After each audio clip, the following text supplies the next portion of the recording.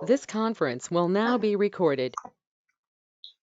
अद्य मंगलवासरः अथवा बहुवासरः वैशाख कृष्ण त्रयोदशी दिनांक 8 जून 2021 चरक निदान अध्याय 3 तास चिकित्सित गुल्म चिकित्सित गुल्म निदान शंखं चक्रं जलौकान् ददतमृतघटं चारुदोर्भिश्चतुर्भिः सूक्ष्मस्वच्छातिहृत्यांशुकपरिविलसन् मौनिमम्भोजनेत्रं कालाम्भोदोज्ज्वलाङ्गं कटितकविलसच्चारुपीताम्बराढ्यं वन्दे धन्वन्तरिं तं निखिलगदवनप्रौढदावाग्निलीलम् प्रौढतावाग्निलीलम् ब्रह्मणो हि समारब्धा मात्रेयाद्येषु पूजिताम् अस्मदाचार्यपर्यन्तां वन्दे गुरुपरम्पराम् आयुर्वेदरतं वन्दे माधवाख्यं महागुरुम् आयुर्वेदामृतं सर्वं शिष्येभ्यो यः प्रदत्तवान् द्रष्टाज्ञानी दृष्टकर्मा कृतकर्मा तथैव च अध्यापको विश्वश्रेष्ठो महान् संशोधकस्तथा गुणैरेतैः समुदितैः यत्कार्यं प्रतनोद्यः समृद्ध्यर्थं हि कार्यस्य वयं न प्रयतामहे सरस्वत्यै नमो यस्याः प्रसादात् पुण्यकर्मभिः बुद्धिदर्पणसङ्क्रान्तं जगदध्यक्षं वीक्षते आत्रेयं प्रथमं वन्दे आयुर्वेदजगद्गुरुम् आयुर्वेदामृतं सर्वं गृहीत्वा विसुरेश्वरात् अग्निवेशादिकेभ्यो यत् प्रयच्छत्नि सत्तमः प्रथमं तन्त्रकर्तारम् अग्निवेशं नमाम्यहम्।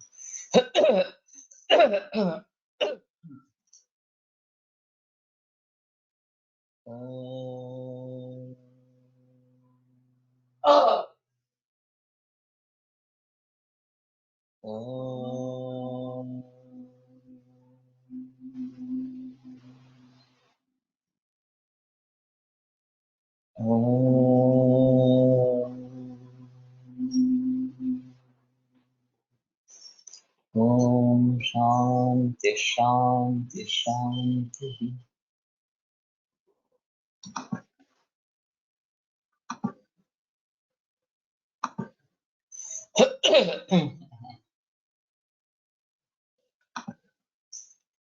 तृतीय अध्याय अथा तो गुल्मनिदानं व्याख्यास्यामः इति स्मः भगवान् आत्रेयः। यः खलु पञ्चगुल्माः भवन्ति तद्यथा वातगुल्मः पित्तगुल्मः श्लेष्मगुल्मः निचयगुल्मः शृणुतगुल्मः। तो सीधे संख्या संप्राप्त पर उत्तर आते हैं कि 5 प्रकार के गुल्म होते हैं।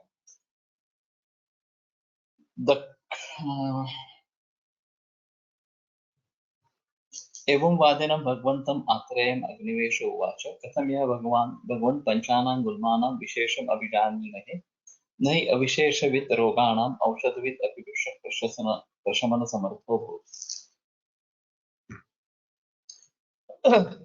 तो ये डायरेक्टली गुरु का उपदेश इसी प्रकार का है और फिर शिष्य की उसके ऊपर प्रश्न है शिष्य का और फिर गुरु उसका उत्तर देते हैं। कहीं ऐसा होता है कि शिष्य पहले प्रश्न विचारता पूछता है और फिर गुरु उसका उत्तर देता है। तो ये डायरेक्ट आत्रेय महर्षि ने उसको बताना शुरू कर दिया कि 5 गुल्म होते हैं। तो हम 5 गुल्मों के विशेष कैसे जाने, ऐसा सवाल अग्निवेश ने पूछा है। नहीं अविशेषविद रोगाणां औषधिविद अभिभिषक प्रशमन समर्थो भवति।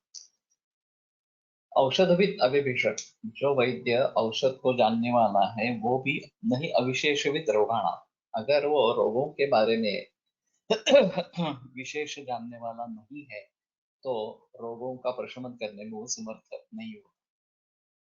तो एक अर्थांतरन्यास का उदाहरण है कि गुल्म प्रस्तुत उदाहरण है यहाँ पे, और गुल्म के भेद समझने के बजाय उनके जो विशेष है वो समझने के बजाय गुल्म की चिकित्सा अच्छी नहीं हो सकती। उसी प्रकार औषधियों को जानते हुए भी अगर रोगों के बारे में जानकारी नहीं है तो उन रोगों के प्रशमन में कोई वैद्य असमर्थ नहीं होगा। ये जनरल विधान इस प्रकार का कर दिया। और रोग का निदान समझ लेना बहुत जरूरी है, ये एक इसमें अहम मुद्दा सामने आता है। तो अभी फिलहाल एलोपैथी का इतिहास थोड़ा देखने की कोशिश करेंगे। तो कुछ लक्षण समुच्चय को उन्होंने पहले सिंड्रोम इस प्रकार के नाम दिया, और फिर आगे चलकर उसके बारे में कुछ तत्व ज्ञान बना कि ये इस तरीके से उत्पन्न होता है, या ये उनके लक्षण समुच्चय होते हैं, ये पैरामीटर्स होते हैं, वगैरह वगैरह इस प्रकार से। लेकिन ये जानकारी भी पूरी नहीं है, क्योंकि कारणों पर उतना ध्यान नहीं है। और फिर सिम्टोमेटिक रिलीफ वाली ट्रीटमेंट अवेलेबल कर दी, ये बड़ी अजीब समस्या है। तो औषधविद भी उनको कहे या नहीं कहे, ये भी एक सवाल है। और हमारे यहाँ तो औषधियों का सागर है। भारत भैषज रत्नाकर जैसे ग्रंथ, ये रत्नाकर क्यों कहा गया है, तो सागर है औषधियों का। तो एक एक द्रव्य से लेकर बहुत सारे संयोग इस प्रकार में आए गए हैं, बताए गए हैं। और इतने सारी दवाइयां होने के बावजूद भी अगर रोगों के बारे में पूरी जानकारी नहीं है, तो ये काफी मुश्किल इस प्रकार का हो। और यही सिलसिला आगे वाले ग्रंथों में हुआ कि अम्लपित्त हो, आमवात हो, या अन्य किसी इस प्रकार के विकार हो, या आगे चलकर उदस्तोय वगैरह, प्लूरल शिरस्तोय वगैरह वगैरह इस प्रकार से जो विकार बताए गए हैं, उनके निदान के बारे में ज्यादा बहस नहीं की गई। हाँ, सिर्फ उनके लिए कुछ दवाइयां बताई गई है, और सिर्फ वही दवाइयां यूज करनी है या दूसरी कोई करनी है, करो तो अधिकार अलग बता दिया। और ये मैं समझता हूँ कि एक अनूठा प्रयास भाई भेषज रत्नावली का इस प्रकार का है कि अवयवों से संबद्ध विकारों का वर्णन आयुर्वेद में नहीं है, उसकी कुछ हद तक पूर्ति करना ये काम भेषज रत्नावली ने किया है। नहीं तो वृक्क रोगाधिकार ये बात थी ही नहीं हमारे हिसाब में। प्रमेय हो और उसके जरिए किडनी फेलियर हो गया हो, तो उसका किस प्रकार से विचार करना है, ये ग्रंथों में स्पष्ट रूप से नहीं है। अपतर्पण से होता है इतना ही, एक मूत्रक्षय इस प्रकार का बताया गया है। लेकिन कैसे होता है, क्या होता है, उसका पूरा लक्षण समुच्चय क्या है, इसके बारे में कोई विवरण नहीं है। और खास करके अभी ट्यूमर्स वगैरह के बारे में जो बातें होती है कि ब्रेन ट्यूमर है, किडनी ट्यूमर है, वगैरह वगैरह इस प्रकार से, तो उनके बारे में हम कैसे सोचेंगे, ये एक अहम मुद्दा है। आज ब्रेन ट्यूमर डे है, इंटरनेशनल ब्रेन ट्यूमर डे है। और कोलकाता में कोई पवन कुमार शर्मा है, उन्होंने एक परिसंवाद रखा है ऑनलाइन 4 से 6 बजे तक, और वो लाइव होगा यूट्यूब इसमें शायद।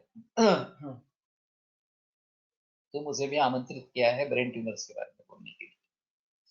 तो मुझे पता नहीं था कि आज ब्रेन ट्यूमर डे है इस प्रकार से। तो ये एक अलग मुद्दा रहेगा कि अवयवों के अनुसार जो वर्गीकरण मॉडर्न साइंस में इस प्रकार का आया है, उसको हम आयुर्वेद की दृष्टि से कैसे समझ लेंगे, ये एक बड़ी समस्या इस प्रकार की है। ना हमारे यहाँ वृक्क या फुफ्फुस या ब्रेन इसका कुछ वर्णन है। और मैंने थोड़ा सा ढूंढ निकाला, मुझे याद था लेकिन मुझे रेफरेंस एक्चुअल मालूम नहीं था। तो लक्षण कोश के आधार से कल मैंने मस्तुलुंग और मस्तिष्क को ढूंढने की कोशिश की, और वो शिरस तालवंतर्गत मेद है ऐसा अष्टांग संग्रह मेरे पास से 5वें अध्याय। तो वहाँ एक अलाइड इंफॉर्मेशन का एक परिशिष्ट है, उसमें इसने मस्तुलुंग को ढूंढ कर मुझे वो रेफरेंस अष्टांग संग्रह शारीर का 5वें अध्याय में मिल गया। तो ज्यादातर लोग मस्तुलुंग या मस्तिष्क को ब्रेन को मज्जा समझते हैं, क्योंकि वो अस्थि के पंजर में इस प्रकार का है, स्कल में है इस प्रकार से। लेकिन ये अलग अलग अस्थि है, स्कल के जो अलग अलग अस्थि इस प्रकार के हैं, और उसमें समाया हुआ ये इस प्रकार का है, और वहां पे स्पष्ट निर्देश है कि ये मेदो धातु है इस प्रकार से। खास करके किस धातु का पाचक प्रयोग में लाने का, ज्यादातर लोग मज्जा पाचक और नर्वस सिस्टम से उसको जोड़ देते हैं। तो हमारे यहाँ तो ये सब कार्य जो है वो सर्वेन्द्रियाणि यनास्मिन् प्राणा येषु च संस्कृता यदुत्तमांगम अंगानाम शरस्पद अभिधीयते, इसके अनुसार सभी इंद्रिय वहां पे स्थित है और फंक्शनैलिटी बात को दी गई है, नर्वस सिस्टम से कुछ संबंध नहीं है। और स्पर्श ज्ञानम असंशयम, ये रक्त के बारे में बताया। तो संभवतः हमें इसमें वात, रक्त और मेद, इन तीनों का विचार करना है, और फिर उसके आधार पर चिकित्सा करनी है, चाहे मैलिग्नेंट ट्यूमर हो चाहे नॉन मैलिग्नेंट मेनिंजियोमा जैसा हो, इस प्रकार से। तो रोगों के बारे में जानकारी के बजाय ये इस प्रकार से औषध हमें बहुत सारे मालूम हो तो भी शमन करना कठिन इस प्रकार का रहेगा। तो हमारे दृष्टि से इसका निदान क्या है ये जानना बहुत जरूरी इस प्रकार का होगा। अब जैसे कि मैंने अभी मस्तुलिंग की बात की, वैसी ही बात चाहे वो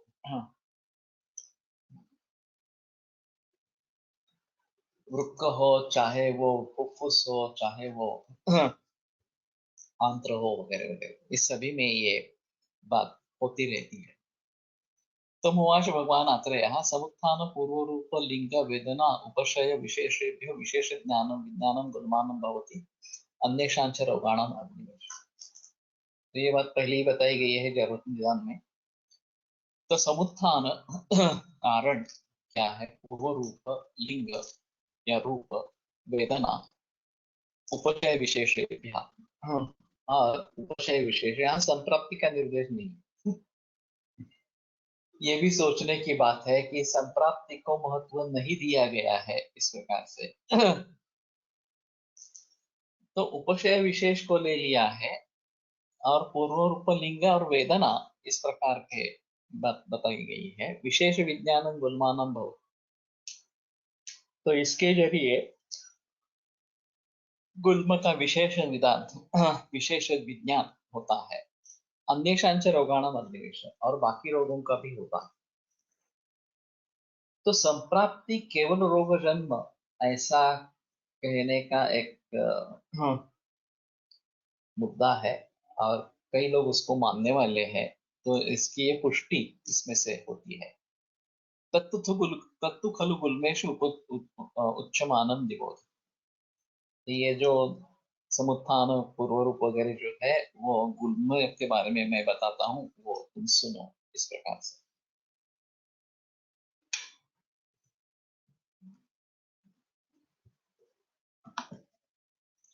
यदा पुरुषो वातलो विशेषेण ज्वर वमन विरेचन अतिसाराणाम अन्यतमेन कर्षणेन कर्षिता वातलम आहारम आहरत। तो कुछ ही सूत्र चरक में ऐसे है कि जहां वातल पित्तल श्लेष्मल इस प्रकार का निर्देश किया गया है। और वो स्पेसिफिकली वातल कहते हैं, वातल प्रकृति नहीं है, ये इसकी हम खासियत है। और हमारे लक्षण कोश के 85,000 रिकॉर्ड्स है, हिंदू कोश के 85,000 रिकॉर्ड्स है, और औषध कोश के 3 लाख रिकॉर्ड्स जो त्रिस्कंद कोश में है। हाँ, उनमें से चुने 50 रिकॉर्ड्स इस प्रकार के होंगे जहां वातल पित्तल श्लेष्मल इस प्रकार के रेफरेंसेस होंगे। तो 4 लाख 70,000 रिकॉर्ड्स में 50 रिकॉर्ड्स अगर वातल वगैरह के बारे में है, तो प्रकृति का महत्व कितना कम है ये हम देखता है। तो ये बड़ी गलतफहमी है प्रकृति के बारे में कि जैसे ब्लड ग्रुप वगैरह होते हैं वैसे हर आदमी को अपनी प्रकृति समझ लेनी चाहिए और उसके मुताबिक ये सभी स्वस्थ वगैरह होना चाहिए। ग्रंथों में कहीं स्वस्थ का निर्देश में वातल पित्तल श्लेष्मल के बारे में कोई निर्देश नहीं है। तो ये चुने हुए कुछ रेफरेंसेस है जिसमें वातल पित्तल के बारे में जिक्र किया गया है, तो समझ लेना कि ये थोड़े खास इस प्रकार के हैं। और विशेषतः ज्वर वमन विरेचना अतिसारण मंत्रेण कर्षणेन कर्षितः, ये एक मुद्दा अहम है कि किसी न किसी तरीके से कर्षित ये हो गया है। एक तो वमन विरेचन वगैरह है, अतिसार है और ज्वर है। तो विरेचन और अतिसार अलग अलग बताए हैं। तो अतिसार रोग है और विरेचन हमारा पंचकर्म का एक हिस्सा इस प्रकार का है। वातलम आहारम आहारम आहर, और उस अवस्था में पहले वातल है और ये इस प्रकार से कर्षित है और वातल आहार का सेवन करता है। शीतम व विशेषण अतिमात्र, या विशेषतः शीत अतिमात्र सेवन करना है। कुछ लोग ऐसे दिखते हैं जिनको फ्रिज से डायरेक्ट निकाल के ठंडा पानी की आदत होती है। जब भी बाहर से आते हैं सीधे फ्रिज की तरफ जाते हैं, फ्रिज से ठंडी बोतल उठाते हैं पानी की और वो खड़े खड़े ही पानी पी जाते हैं, काफी मात्रा में पी जाते हैं। तो ये जो आदत है विशेषण अतिमात्रम शीतलम सेवन, ये पहले से अगर उसके शरीर में है तो वातगुल्म इस प्रकार का बनने का चांस रहेगा।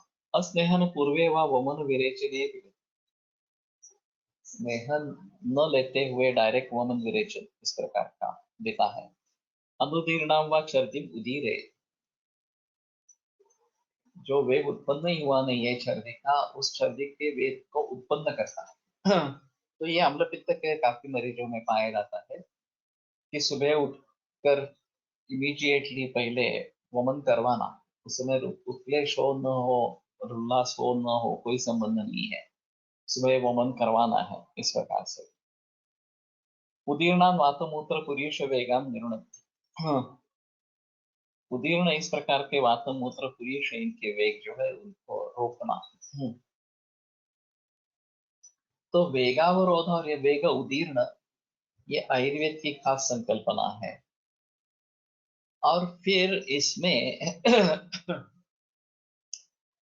इन्वेस्टिगेशंस में कुछ नहीं निकले। गुना अस्पताल में एक केस थी, बहुत ही ज्यादा दर्द था पीठ में और कुछ निदान नहीं हो रहा था। फिर मुझको बुलाया गया और मेरे हिसाब में वो कॉन्स्टिपेशन और उदावरता ऐसा ही था, तो कुछ मामूली दवा से ठीक हो गया। और फिर उसको ट्रीट करने वाला जो फिजिशियन था एलोपैथी का, वो बहुत चौंक गया। वो बोला कि हम इतनी सारी इन्वेस्टिगेशंस कर चुके हैं, कुछ भी नहीं निकला, और तुम्हारी दवा से कैसे अच्छा हो गया इस प्रकार से। तो मैंने कहा ये वायु है, वे अपने अपने इन्वेस्टिगेशंस में आता नहीं है। ये एक अहम मुद्दा इस प्रकार का। तो वेग उदीर्ण और वेग धारण ये एक अहम मुद्दा इस प्रकार का रहेगा। अतिशितो व पिबति नवोदकम अतिमात्र, बहुत खाना खाया है और फिर नवोदक अतिमात्र, ये नवोदक ये संज्ञा क्यों आई है ये थोड़ा देखना पड़ेगा। ये वर्षा ऋतु का नूतन इस प्रकार का जल है शायद, और वो भी अतिमात्र अतिशीत है और अतिमात्र उदित का सेवन किया है। दोनों मुद्दे महत्वपूर्ण है। अति संक्षोभिणा व याने न यान, और अति संक्षोभी इस प्रकार की यान से प्रवास करता है, इससे चल लेता हूँ। अभी ये भी एक अजीब बात है कि संक्षोभी होना और तीव्र वेग होना। विमान में हम बैठते हैं तो विमान की रफ्तार करीबन 975,000 किलोमीटर पर आवर इतनी होती है, फिर भी हमें अंदर कुछ महसूस नहीं होता।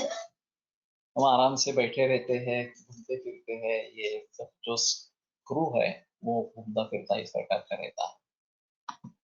लेकिन अगर रास्ता अच्छा नहीं है तो ये संक्षोभी इस प्रकार का हो जाता है, चाहे हम कार में, स्कूटर में, किसी भी प्रकार से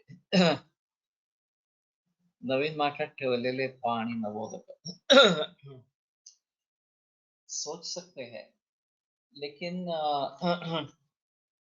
वैसे नवोदक है इस प्रकार का रक्तपित्त की चिकित्सा में प्रयोग आया है, वो अच्छी तरीके से आया है कि नए मटके में रखा इस प्रकार का पानी। तो शायद ये बात यहाँ पे सिर्फ नया पानी जो वर्षा ऋतु में आता है वो गंदा रहता है, इसमें एक अहम मुद्दा इसका रहेगा। और उसके बारे में थोड़ा सा सोचना पड़ेगा। तो अतिसंक्षोभेण यानेन वा यानेन याति, तो अतिसंक्षोभी इस प्रकार का अगर यान है तो वो भी एक मुश्किल इस प्रकार की होती है। मुझे याद है वेरावल के नजदीक धन्वंतरी का स्थानक है, और वहां पे धन्वंतरी ने 6 शिष्यों को उपदेश किया था, ऐसा प्रचलन है। तो एक पत्थर में उसका शिल्प भी है। और धर्माधिकारी सर, बाकरे सर और सत्ता जोशी सर अभी उनमें से सिर्फ धर्माधिकारी रहे हैं। इन तीनों ने काफी प्रयास वहां छात्रों को इकट्ठा करने के लिए किए। तो वहां का जो रास्ता है अति दिव्य रास्ता है। उस स्थान पर धन्वंतरी स्थान बड़ा धनेश इस प्रकार का बताया जाता है। तो मैंने 2 बार उसमें प्रवास किया है। और ये डुक्कर करके जो वाहन होता है उसमें हम चले थे। रास्ता बिल्कुल खराब था, और संक्षोभियान किस प्रकार का हो सकता है, ये 5-6 किलोमीटर या 10 किलोमीटर का फासला है। दूसरा एक वहां भूतनाथ करके है, वहां पे ठहरने की सुविधा अच्छी है। बाद में उन्होंने वहां पे ये कार्यक्रम आरंभ किया। लेकिन वेरावल में इस प्रकार का धन्वंतरी का स्थानक है, और इन सभी को धन्यवाद देनी चाहिए, प्रता जोशी, धर्माधिकारी सर और बाकरे, अभी बाकरे सर कि उन्होंने इसको ढूंढ निकाला, इसके बारे में जानकारी दे दी लोगों में। और अभिजीत सराफ और धर्माधिकारी सर वहां पे जाकर 8-10 दिन रहे थे, और उन्होंने चरक का वाचन किया था। लेकिन बेटर ऑप्शन सुश्रुत का वाचन यहाँ पे करते तो ज्यादा अच्छा इस प्रकार का रहेगा। अति व्यवाय व्यायाम मध्य शोक रुचिर्वा, तो अति व्यवाय में, व्यायाम में मध्य और शोक रुचिर्वा, तो शोक में भी रुचि हो सकती है। ये भी एक अजीब चीज है कि दुख करते रहना, इसमें रुचि होती है, अभिलाष होता है इस प्रकार से। अगर हमें एक अच्छी चीज आनंद देने वाली और दुख देने वाली, इन दोनों प्रकार की चीजें हैं, तो हम किसको पसंद करेंगे? ज्यादातर लोग कहेंगे हम आनंद वाली चीज को पसंद करेंगे, लेकिन ऐसा नहीं होता।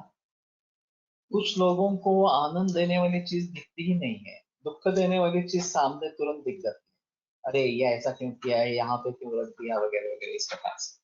और फिर उसके आधार पर करते रहना, दूसरों को कोसते रहना, ये स्वभाव इस प्रकार का हो जाता है। तो कम से कम दुख तो नहीं लेना है। आनंद नहीं ले सकते अलग चीज है, न्यूट्रल तो रहना चाहिए इस प्रकार से। लेकिन होता नहीं कि इस प्रकार से दुख देने वाली चीजें ही दिखती है, और उससे दुख ही होता है, आनंद होने का कोई संबंध नहीं रहता। तो ये बात शोक रुचि, ये जो बात बताई गई है, ये थोड़ी अजीब है। व्यवहार मध्य वगैरह में रुचि होना ये तो ठीक है, हम समझ सकते हैं, इसमें कोई संदेह नहीं। लेकिन शोक में भी रुचि होती है, ये एक अजीब बात है। तो अभिघातम रुच्छति वा, या उसका अभिघात हो जाता है, कुछ आघात इस प्रकार का हो जाता है। विषमासन शयन स्थान संक्रमण सेवी भवति, विषम आसन शयन स्थान संक्रमण इस प्रकार का सेवन करने, अब चूंकि ये बताया गया है, तो संभव व्यभिचाराभ्याम से विशेषण अर्थवत, ये व्याकरण में आया है एक्चुअली। क्या और संभव है और व्यभिचार है, तो ही विशेषण अर्थवत है। तो इस प्रकार का संभव है और उसका व्यभिचार सम, इस प्रकार का आसन, व्यवाय, देखना, शयन स्थान, ये होना चाहिए। तो कहने का मतलब ये है कि ये क्या है, ये उनको मालूम था, अभी हमें मालूम नहीं है कि ठीक तरीके से कैसे बैठना है, कैसे सोना है, कैसे चलना है। इसके बारे में समस्थिति क्या है, इसके बारे में हमें समझना चाहिए। तो ये एक स्वस्थ वृत्त का बड़ा विषय हो सकता है कि एक ही को लेकर कैसे बैठे, इसी विषय को लेकर बहस की जाए कि कैसे कैसे पोजीशंस वगैरह होते हैं, इस प्रकार से शयन की स्थिति किस प्रकार से होनी चाहिए, इसके बारे में भी बहस होनी चाहिए। ज्यादातर किसी एक कुक्षी में सोना ये पसंद होता है और यही करते जाते हैं। उत्तान शयन गर्भिणी के लिए तो निषिद्ध बताया गया है। अच्छा नहीं, इस प्रकार का बताया गया, तो वहां स्पष्ट रूप से निर्देश है। लेकिन बाकी सभी विकारों में या इसके बारे में बताया नहीं गया, ये एक आम मुद्दा है। मैं जब डॉक्टर मेहता करके थे, मुझसे भी बुजुर्ग है, और बीए मेंडेस थे, एलोपैथी की प्रैक्टिस करते थे, लेकिन बिहार स्कूल ऑफ योगा से योग में ट्रेन थे। और मैं उनके यहाँ योग सीखने के लिए जाता था। तो उन्होंने एक बात बताई थी कि संधिवात जैसे पेशेंट्स हैं, खास करके घुटनों में ज्यादा दर्द है, ऑस्टियोआर्थराइटिस है, इस प्रकार से, तो पाँव धोकर आना और उसके जो इम्प्रेशंस जमीन पर उठते हैं, वो पाँव रखते जाना जमीन पर, और फिर उस इम्प्रेशंस का अध्ययन करना। तो समझ में आता है कि कहीं हम ज्यादा जोर दे रहे हैं पाँव में, मीडियली, लेटरली, एंटीरियरली, पोस्टीरियरली, इस प्रकार से। और फिर उसी प्रकार से अगर जूतों का परीक्षण करेंगे, तो जूते विशिष्ट स्थान में ज्यादा चीज होती है, और फिर उसके आधार पर उस व्यक्ति को सुझाव दिया जा सकता है कि तुम्हारी ये चलने की, बैठने की पोजीशन को चेंज करो। और यहाँ संधि का संबंध नहीं है, ये मांस और शिरा, इसका संबंध ज्यादा है, स्नायु का संबंध ज्यादा है। तो संधिगत वात में हमेशा ऑस्टियोआर्थराइटिस ही रहेगा ऐसा नहीं है।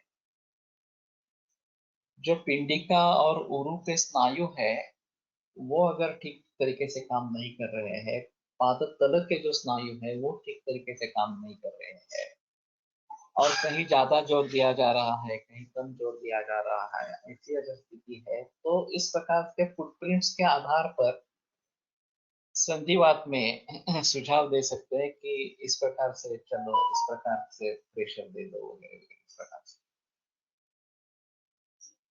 तो संक्रमण के बारे में सही संक्रमण किस प्रकार का होना है, और गलत किस प्रकार का होता है, तो ये काफी अहम मुद्दे इस प्रकार के हैं। मेरा एक अनुभव रहा है कि मैंने जूते चेंज किए और थोड़े टाइट थे, मुझे पता नहीं चला, और फिर बहुत ही क्रैम्प्स आने लगे। और बड़ी दिक्कत हो गई। मैं गुरुकुल में था, वहां पे मैंने 2 दिन में कार्य समाप्त कर लिया। मैं घर पे आया, बारिश थी, बहुत ठंड थी वहां पे, और घर में आने के बाद भी एक पूरे दिन बहुत ही क्रैम्प्स आते रहे। स्नेहन स्वेदन करता रहा, लेकिन बहुत ही बेकार हालत हुई थी। और बाद में मुझे पता चला कि ये जूतों से हुआ है। जैसे ही मैंने वो जूते त्याग दिए और नए जूते फिर से खरीदे, तो फिर ये तकलीफ बंद होगी। तो ये अद्भुत माहौल है। हम इन प्रकार के कारणों में कभी ढूंढते ही नहीं है। मैंने खुद अनुभव किया, इसलिए ये मुझे पता चला कि अरे इस प्रकार से भी तकलीफें हो सकती है। और पिंडिकोद्वेष्टन लक्षण था उस समय में, और ये मांस से जुड़ा इस प्रकार का लक्षण था। लेकिन मुझे लगा कि वो गुरुकुल में बहुत ठंड और वायु बहुत सेवन तेज था, और वर्षा भी बहुत थी, और पूरा जो सरफेस है वह गीला हुआ था। तो ये कारण थे उसमें, लेकिन सिर्फ यही कारण नहीं था। तो ये बात ध्यान में रखनी होगी कि इस प्रकार से स्थान, आसन और शयन और संक्रमण, इसके बारे में हमें बहस होनी चाहिए। और शायद स्वस्थ वृत्त में इसके बारे में अधिक सोचा है, एक एक मुद्दे को लेकर, कि बैठे कैसे, चले कैसे और सोए कैसे वगैरह वगैरह के बारे में, सही क्या है गलत क्या है। और फिर लोगों में सुझाव इसके बारे में दे दे तो ज्यादा अच्छा इस प्रकार का रहेगा। अन्यथा किंचित एवं विधम विषमम अतिमात्रम व्यायाम जातम आह। और इसी प्रकार से कोई विषम व्यायाम जातक, किसी भी प्रकार का व्यायाम अगर वो शुरू करता है जो विषम इस प्रकार का हो, तस्य अपचारात् वात प्रकोपम आपत्ति, तो उससे अपचार से वात का प्रकोप होता। इसमें एक अहम मुद्दा है, इसमें काफी बातों पर जिक्र किया है। एक तो एक कंडीशन है कि वातना विशेषण, विशेषण वातना, इसके मतलब है कि बाकी नॉर्मल जो है वो भी इसमें हो सकता है, लेकिन विशेषता वातल में ये होता है। कर्षित होना एक जरूरी है, और फिर वातनम आहारम आहार, ये कॉमन रहेगा बाकी आगे मुद्दों के लिए। वातल आहार, शीत सेवन, स्नेह पूर्व वमन विरेचन, सर्दी का उदीरण, और वातमूत्र पुरुष का वेग धारण, अतिशितो व पिबति नवोदकम वगैरह वगैरह। तो इन सभी के बारे में हमें सोचना है। विहार है, आहार है, शीत सेवन है, बहुत सारी बातें वहां पे बताई गई है। तो so like you said about Pindicodwestern due to shoes, similarly we see patients of plantar fasciitis who have pain in heels and they are advised to use particular shoes. How do we think about this according to Ayurveda? तो इसी प्रकार से साधना सोचना पड़ेगा कि अगर ये curve कम है पाँव में, जो कर्व होना चाहिए नेचुरल, तो उसके लिए उस अलग शूज बताते हैं। वैसे प्लांटर फैसाइटिस इस प्रकार का अगर है, तो ये एनाटॉमिकल डिफॉर्मिटी है, और उसको ट्रीट करने के लिए उसी प्रकार के मैकेनिकल डिवाइस होने चाहिए। भीतर भी दवा देकर उसका असर होगा, और ये लंबी प्रोसेस इस प्रकार की होगी। लेकिन हमारे हिसाब में अभी मेरे अग्नि के ऊपर लेक्चर्स चल रहे हैं, और एलोपैथी का कन्वेंशनल व्यू जो है एनाटॉमी फिजियोलॉजी का, और हमारा अग्नि के द्वारा दोष धातु मल इन सभी के निर्माण का जो व्यू है, काफी अंतर इन दोनों में इस प्रकार का। तो हमारे हिसाब में ये आभ्यंतर चिकित्सा से भी ठीक हो सकते हैं, होंगे ही नहीं ऐसा नहीं। फिर भी अगर जल्दी राहत चाहिए तो इस प्रकार की मैकेनिकल एड या फिर इसमें परिवर्तन लाना। संक्षिप्त क्रिया वो निदान परिवर्तन, मुझे तब एहसास हुआ कि अरे ये जूतों के कारण हो रहा है। जब मैं घर में था और पूरा विश्राम ले लिया तो ठीक था, दूसरे दिन जैसे ही शू पहने फिर से तकलीफ शुरू हो गई। तो मुझे पता चला कि नहीं, ये शूज के कारण ही हो रहा है, और फिर मैंने उसको बदल दिया। तो ये एक अनुभव के स्तर पे इसको ध्यान में रखना एक आवश्यक इस प्रकार का रहेगा।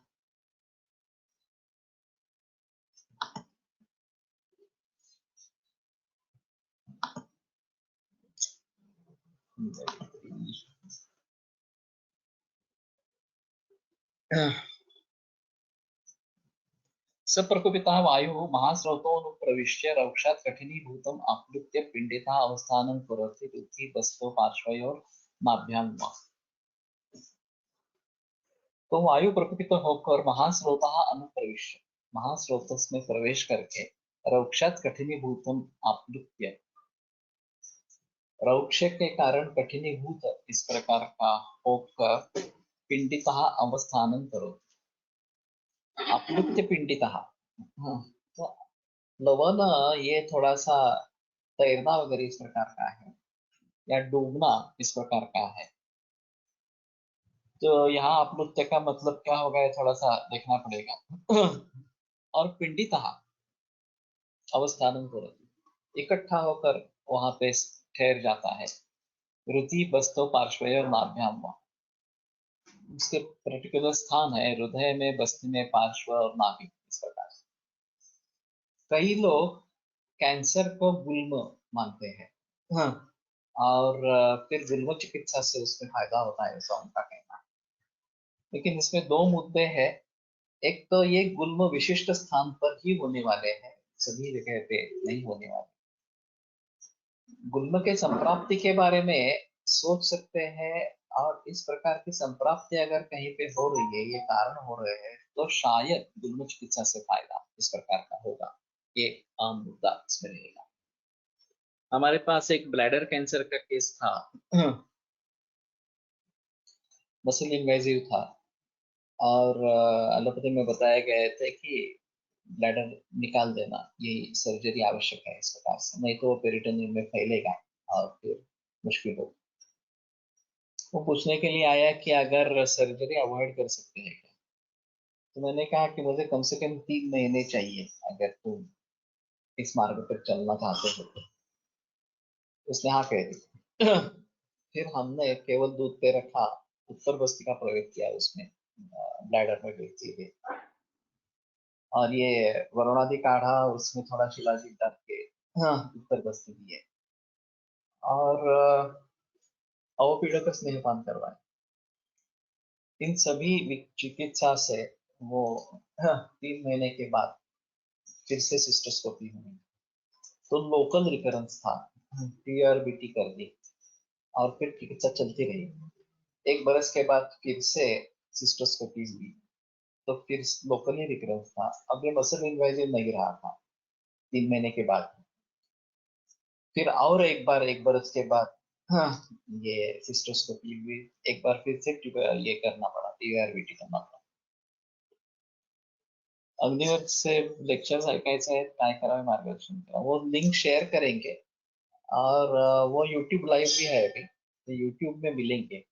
ये ओजस फाउंडेशन करके है, तो उनके ओजस फाउंडेशन के यूट्यूब चैनल में देखेंगे। आज का भी जो लेक्चर है 4 बजे, ब्रेन ट्यूमर्स के बारे में, वो मेरे पास ये आया है। लिंक है, यूट्यूब की लिंक है मेरे ख्याल, तो कितने भी जो लोग जुड़ सकते हैं। हमारे लिए अलग लिंक है क्या नहीं है मालूम नहीं मुझे, मैं उनसे एक बार बात कर लेता हूँ। तो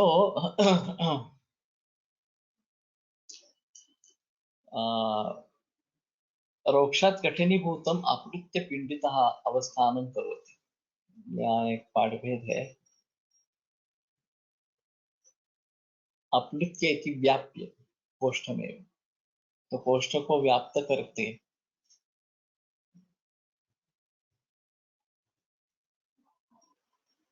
कठिनीभूतः आप्लुत्य, ये पाठभेद, तो थोड़ा ही अंतर रहेगा उसमें।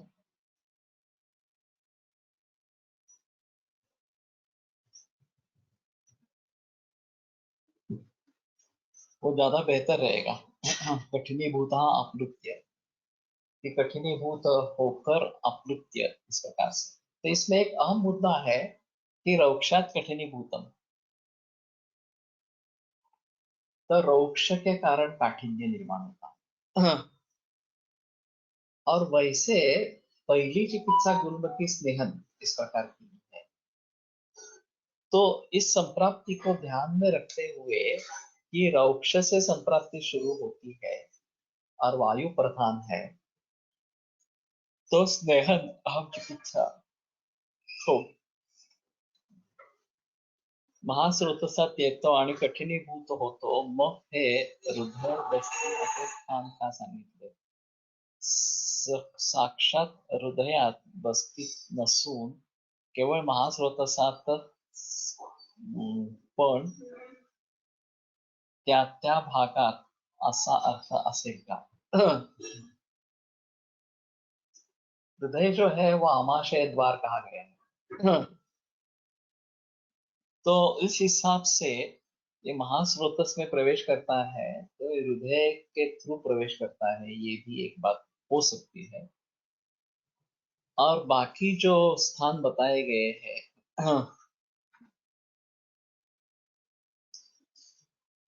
बस्ती, पार्श्व और नाभि, इस प्रकार के वहां पे वो कैसे जाता है ये थोड़ा देखना पड़ेगा.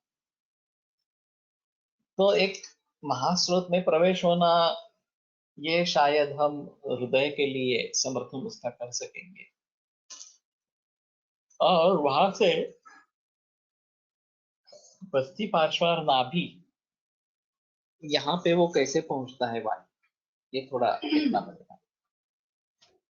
अभी ये एक अहम मुद्दा है कि विभिन्न रोगों के संप्राप्तियों में दोष कहाँ से कहाँ जाते हैं, ये जो बात बताई गई है. तो ये रोग ये किस आधार पर होता है. वैसे स्रोतो विज्ञान में विमान में इसके बारे में बताया कि पूरा शरीर दोषों के लिए आयनुभूत है, इसमें कोई संदेह नहीं. फिर भी विशिष्ट रोग की संप्राप्ति में विशिष्ट स्थान पर दोष चले जाते हैं इस प्रकार से. तमक श्वास की संप्राप्ति को अगर हम ले लेंगे तो प्राणोदकान्न वाहिनी दुष्ट श्रोता से दुष्ट है नुरस्त कृते श्वासम आमाशय समुद्र. तो उरस्था वायु आमाशय समुद्र श्वासन कुरुते, इस प्रकार का वायु उरस्थ है और वह आमाशय समुद्र हो, इस प्रकार का तमुक श्वास, इस प्रकार के तमुक श्वास को निर्माण कर. तो ये फिर से आमाशय से निकल कर तब फुफ्फुस में कैसे जाता है, उरस स्थान में कैसे जाता है, ये एक इस प्रकार का रहेगा. और मेरी आरडी लेले के साथ काफी बहस हुई थी और उनका एक कहना था कि वुमन जो है वो स्टमक वॉश है. तो मैंने कहा सिर्फ स्टमक वॉश नहीं है, दूसरे स्थानों से वहां दोष आते हैं और बाहर निकलते हैं. तो मुझे बोले कि दिखाओ मुझे एनाटॉमिकली कि कैसे होता है. मैंने कहा एनाटॉमी आपकी है, हमारी नहीं है. हमारे यहाँ कोष्ठ शाखा विचार है, तो शाखाओं से दोष कोष्ठ में आते हैं और बाहर निकलते हैं. हाथ में अगर कुछ कुष्ठ वगैरह जैसी बीमारी है वो मन दे दिया तो वहां से दोष आमाशय में आकर बाहर निकल गए, कुष्ठ ठीक हो गया है, हम दिखा सकते हैं आपको. तो वो बहुत गुस्सा हो गए कि एनाटॉमी आपकी है, हमारी नहीं है, इस मुद्दे पर. तो वायूला शरीरात पसरायला माध्यमाची आवश्यकता असते की माध्यमाशिवाय कसं, ये काफी मुश्किल है. माध्यम की आवश्यकता होती है और ज्यादातर माध्यम से ही जाता है, इसमें संदेह नहीं है. और इसीलिए बस स्रोतस वगैरह सभी का जिक्र किया गया है. हर एक का अलग अलग चैनल मार्ग है सरकार से. लेकिन उसके बावजूद भी दोष एक जगह से दूसरी जगह जा सकते. अभी कैंसर जैसे रोगों में लिम्फ नोड से प्रचार ज्यादा होता है. लिम्फेटिक सिस्टम सर्कुलेटरी सिस्टम से जुड़ी है, ब्लड के जरिए भी, रक्त के जरिए भी प्रचार प्रसार होता रहता है, मेटास्टेसिस होता रहता है. और तीसरा एक अहम मुद्दा इसमें है एडजेसेंट टिश्यू जो है उसमें भी इस प्रकार का प्रचार प्रसार होता है. ब्रेस्ट कैंसर है तो लंग में चला जा सकता है, लिवर में चला जा सकता है, इस प्रकार. स्केलेटल मेटास्टेसिस काफी कॉमन इस प्रकार का है. तो ये केवल सर्कुलेशन के जरिए ही होता होगा ये बताना मुश्किल है, क्योंकि सर्कुलेशन तो पूरे शरीर में है. और फिर उसी जगह पर क्यों जाए? बीच में और भी जगह है, स्थान है, वहां पे क्यों नहीं जाता है, वहां पे क्यों नहीं रुकता? तो एक एफिनिटी का मुद्दा माना जाता है कि किस प्रकार के सेल है उसके अनुसार वो कहाँ पे जाएंगे वगैरह वगैरह. एक रुग्ण आहे त्याला रोज सकाळी नाभी ऊर्ध्व घट्टपणा जाणवतो, त्याला कुठली असेल औषध वापरल्यानंतर घट्टपणा कमी होऊन मला प्रवृत्ती होत असल्यास नसल्यास कफाचे घट्ट ग्रंथी छर्दून बाहेर पडतात होते औषधांवर कफाचे हे तो आम्लपित्तात आहेत, हे गुल्म म्हणावे का आम्लपित्त म्हणावे? थोड़ा मुश्किल है बताना कि अगर कटकी का प्रयोग होता है और उससे मल प्रवर्तन अच्छा होता है और फिर ये तकलीफ नहीं होती, तो इसको उदावरत भी कह सकते हैं, मलावशम जनित उदावरत इस प्रकार से. और दवाइयां नहीं होती तो ऊर्ध्व मार्ग से प्रचलन होता है अम्लपित्त जैसा इस प्रकार का. लेकिन संहति भाव होना ये एक इसकी खासियत इस प्रकार की रहेगी कि वो इकट्ठा हो जाता है, घन बन जाता है, आमाशयगतवात. तो वात है या कफवात है, ये थोड़ा सा सोचना पड़ेगा. और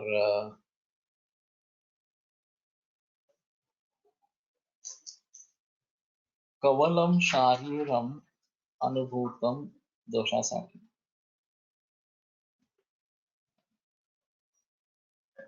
अव्य नहीं अवन अयन केवलम शरीरम अयन भूतम. तो पूरा शरीर वात पित्त और कफ के लिए एक अहम चीज है, अयन है. और दोष कहीं से भी कहीं भी जा सकते हैं. त्रुटवमतो श्वास कास विसूचिका कंठोपरोधम उद्गारा व्यानिन ऊर्ध्वंच नाविका.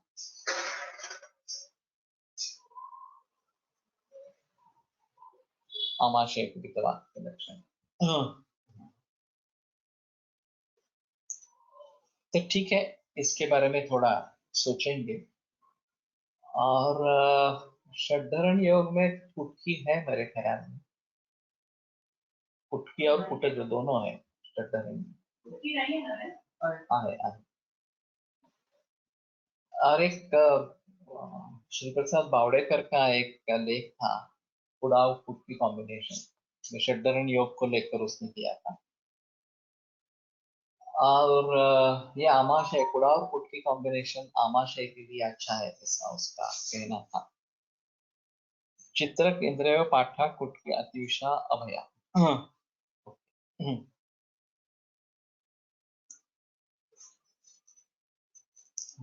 इसके बारे में थोड़ा सोचना पड़ेगा कि किस तरीके से आमाशयगतवात में काम करता है.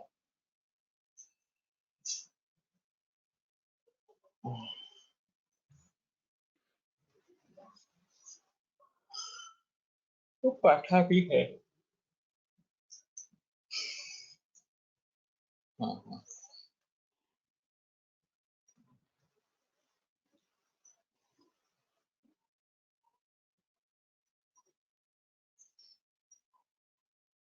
काफी कफग्रह द्रव्य है. तो कफवात प्रधान अवस्था में जिनमें उद्गार ज्यादा आते हैं उनमें मैं प्रयोग करता रहता हूँ इस प्रकार का षड्धरण चूर्ण का.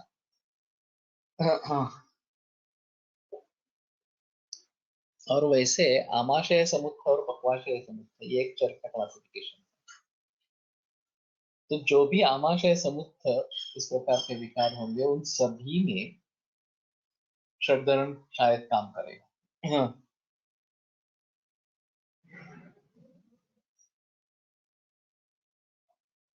इसमें अतिविषा और कुटकी बहुत महंगी है. चित्रक तो ठीक है, देखते हैं इसके बारे में. षड्धरण वैसे काफी लोगों के प्रचलन में है. आमाशय गते वाते कफे पक्वाशयाश्रिते रुक्ष पूर्वम तथा स्नेह पूर्व स्थानानुरोधता. ये तो बात सही है. ये आगंतुक कौन है और निज कौन है, इसको देखने के लिए आमाशयगत वात है तो रुक्ष पूर्व स्नेहम देना है और स्वेदन देना है, और पक्वाशयगत कफ है तो स्निग्ध पूर्वक स्वेदन इस प्रकार का देना है। तो आगंतुक समय दोषम थामिनम प्रतिकृत्यवा, इस प्रकार की बात कही गई है। और वहां है तो ये समझ लेना चाहिए कि दोनों तरीके से हो सकता है, जो जिसमें योग्य हो वो वहां पे करना है। हाँ, आमाशय स्रोतो शुद्धि करणारी द्रव्य। हाँ, ये इस प्रकार से सोच सकते हैं। और वो जो क्लासिफिकेशन है चरक का, आमाशय समुद्र और पक्वाशय समुद्र, इसमें काफी विकार है। तो उन सभी विकारों में शायद ये षड्धरण के बारे में सोच सकते हैं। ये नया ही है, थोड़ा सा मैं थोड़ा जिक्र करूंगा इसके बारे में। और वैसे पक्वाशय समुत्थक के लिए कुछ है क्या कॉमन, ऐसा थोड़ा देखना चाहिए। वैसे वैसे मुझे लगता है कि पक्वाशय से बस्ती वगैरह इस प्रकार की चिकित्सा है, तो वो थोड़ा देखना पड़ेगा इस प्रकार से। तो कहने का तात्पर्य था मेरा कि काठिन्य ये रौक्षात कठिनीभूत, रौक्ष के कारण कठिनी भाव इस प्रकार का आता है। और जब कैंसर में खास करके स्टोनी हार्ट इस प्रकार का होता है, तो जैसे मैंने कोलेटकर सर ने कहा था कि ये अस्थि धातु का विमार्ग गमन है, उस दृष्टि से इसको सोच सकते हैं।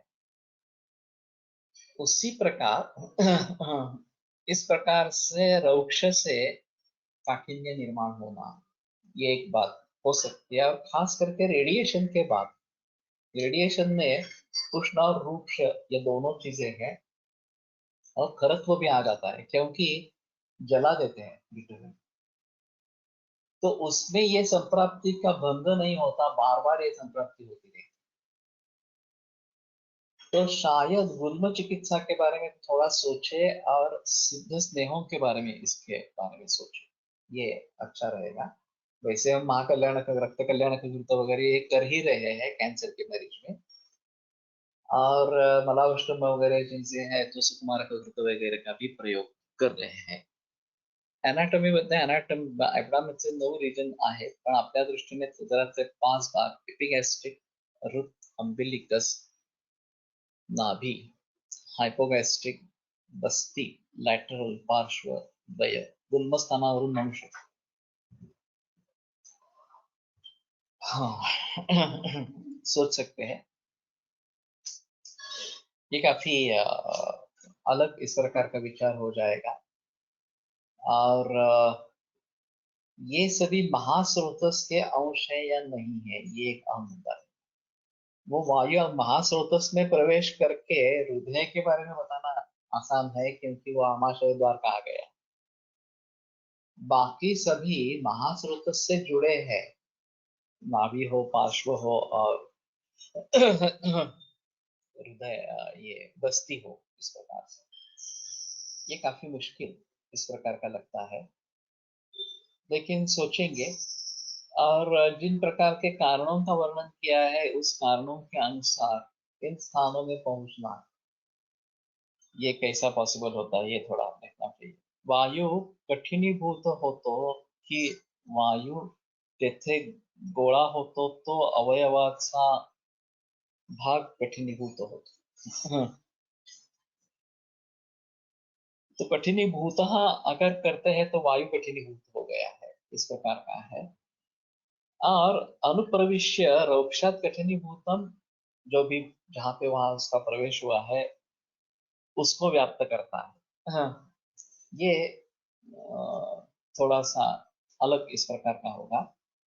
लेकिन रौक्ष अगर हेतु है तो रौक्ष वात का हेतु है, और फिर वायु कठिनीभूत हो गया, इस प्रकार का ज्यादा कहना उचित इस प्रकार का रहेगा।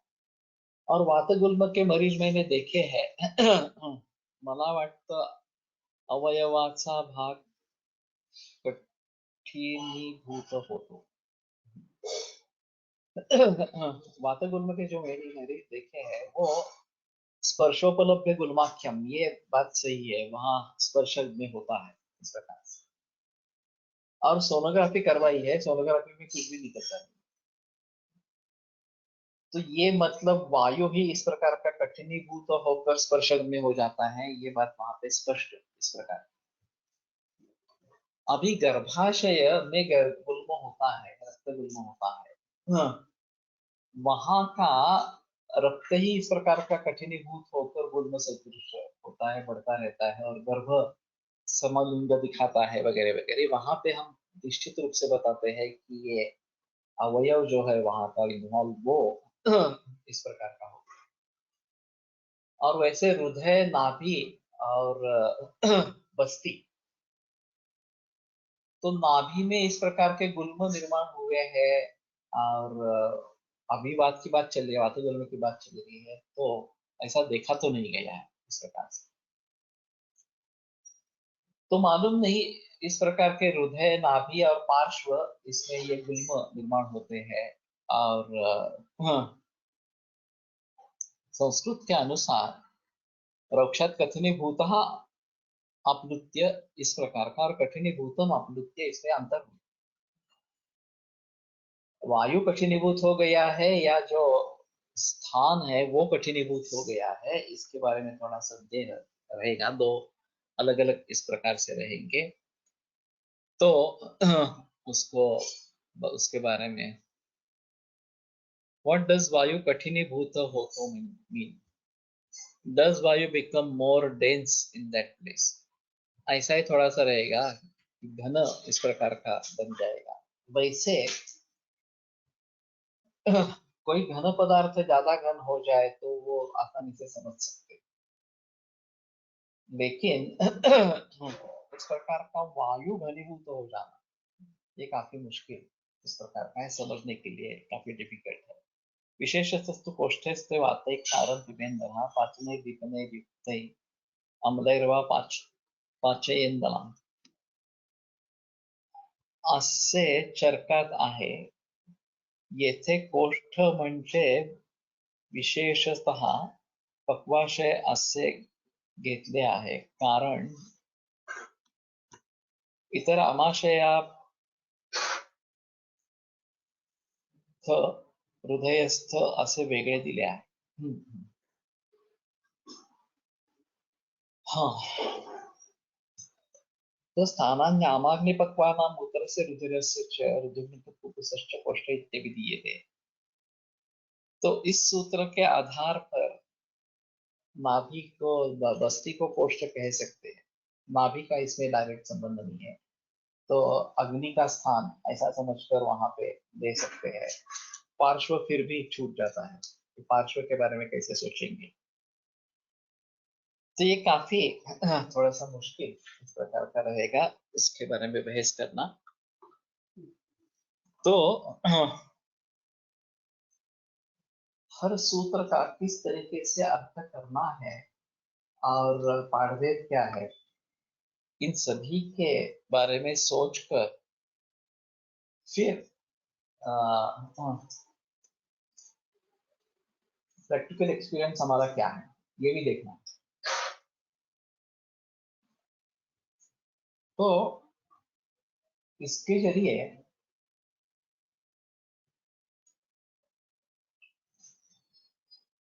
विभिन्न रोग में दोष गति किस प्रकार के, इसके भी सोच सकते हैं।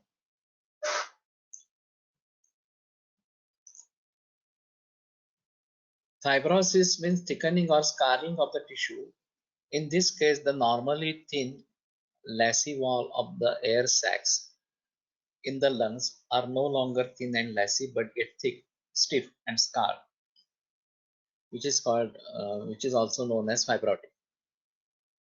Sir, each rasa had some affinity for particular avayava. Is this correct? रस के बारे में बताना मुश्किल है कि अवयव की अफिनिटी उस रस को है, इस प्रकार के।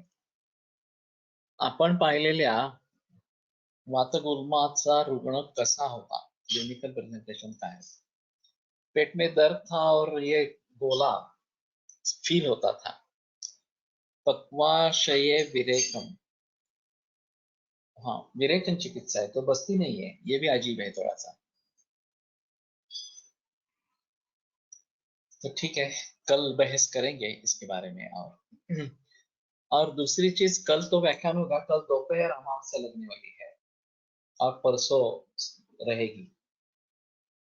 तो कल सुबह का लेक्चर ले लेंगे, दोपहर का योग सूत्र का है वो अगले बुधवार पर चला जाएगा, कल दोपहर में नहीं होगा। लेकिन सुबह का योग ये जो चरक का वाचन है वो चलेगा।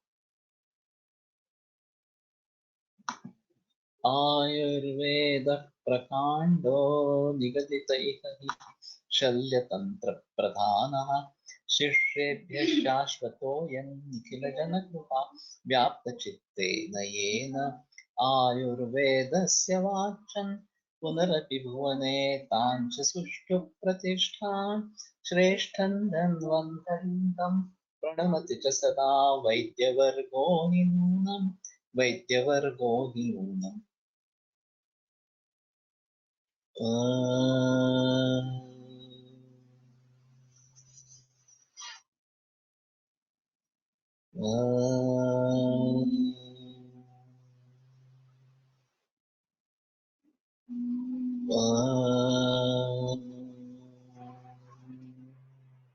ॐ शान्ति शान्ति शान्तिः।